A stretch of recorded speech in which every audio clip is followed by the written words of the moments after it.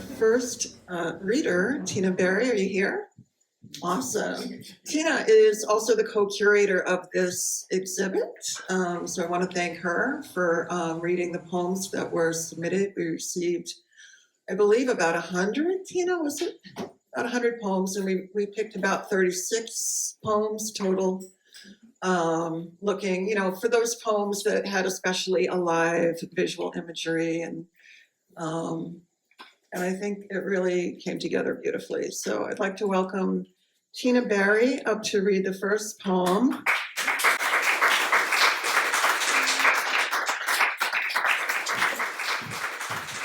This podium is so cool. I'm just loving that.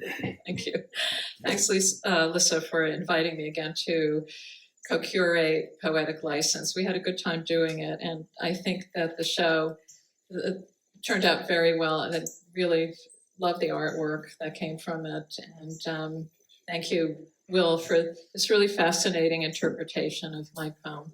Thank you. Okay, this is Come Back. Come back in your hospital gown, bleached gray as an old dog's beard, the robe hanging from the anvil of your back, gnarled feet in paper slippers. I'll float you away on a carpet of bed sheets, paddle boat to the edge of a gently sighing lake, speed you away on skates. Do you remember the book of costumes you wrapped in gold paper? Corsets laced kindling thin, bustles broad enough to seat a village. Shed the robe and choose an outfit. I see you in an ermine cape with velvet bloomers, a mobster's pinstripe suit. I'll wear a flapper dress and jiggle the fringe. The Charleston is easy. Bend your elbows into bird's wings. Raise your hands like this.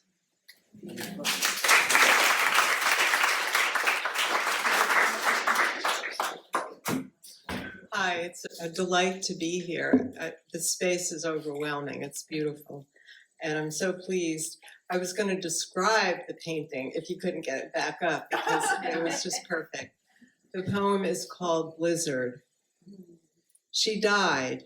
Then came the snow so deep, wind so strong, she couldn't be put in the ground. More time with her husband, like a haunting, he thought, just wanting to get it done. Not that easy, she hummed through bent and blowing trees. She masked the sun, whipped the earth white, froze the land like her heart, all those years with their backs turned on love. Thanks to Lisa and the Poetry Barn folks and the Ask people as well. And to Camile Fischer for selecting my poem. I mean, it's so different from what I envisioned it would be, and it really works. It's remarkable. My poem is called Color Theory. To perceive color in letters, the delicate play of mood groups, observable between earth and space. This thing we do. Sketches, paintings, villages and words, teasing fuzz from the otherwise noise and calling it clouds. Thank you.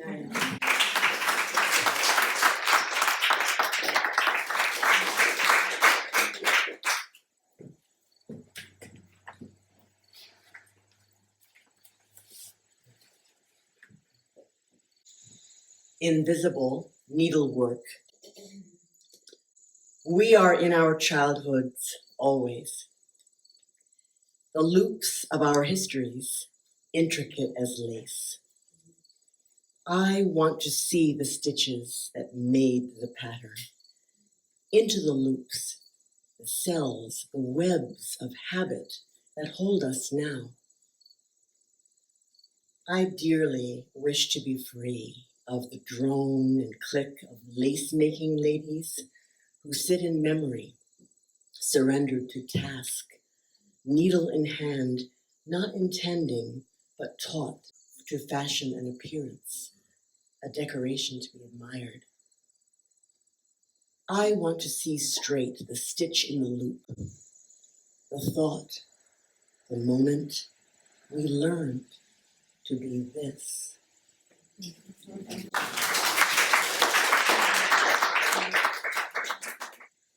4 a.m. friend.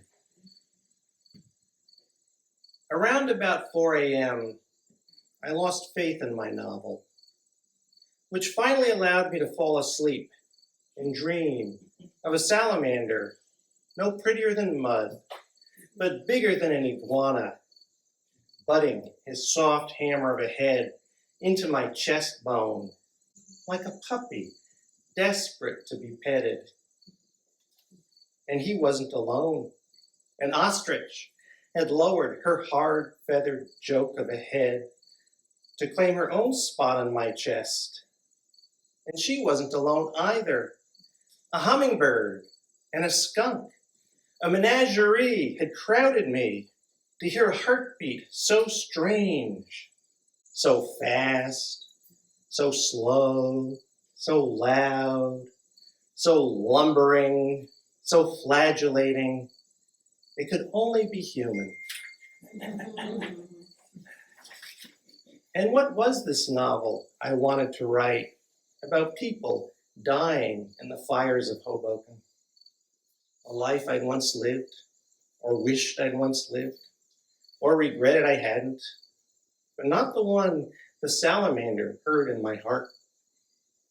His head wasn't as hard as my breastbone, but he kept pressing as if burrowing home.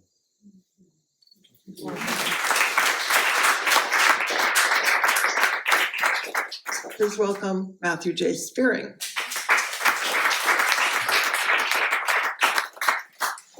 And thanks to Marcia Sank for her artwork. Her work is called Driftwood Reflections, and my poem is called Driftwood. Saw log and ship timber, root and branch, board, slat and broken beam, bent wood, limb and lumber, edge smoothed and blunted by waves and sand, tossed up and taken back and tossed up again, sun bleached and swollen by the sea, beached and dried and taken again, rolled and twisted in surf from the storm, buried and bared and taken again, grain raised, abraded, smooth by sand, surf, salt water, sun, left to lie, taken, left to lie, taken, left to lie in sun and wind until taken up by a human hand. Thank you.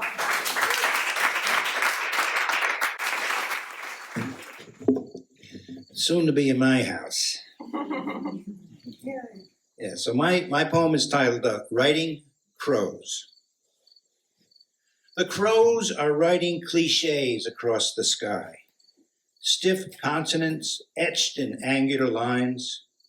Messages without vowels, elliptical curves. Inking words I want to write in this poem. The elemental lines and sweeps of alphabets, spelling in English, in French, Arabic, and Hebrew. Sometimes left to right, then right to left, and back again. Writing the English noun for flight that becomes the French verb to fade, while in Arabic and Hebrew, they write the same word for peace, then fly east, then west, leaving the page blank. Please welcome Phyllis Capello.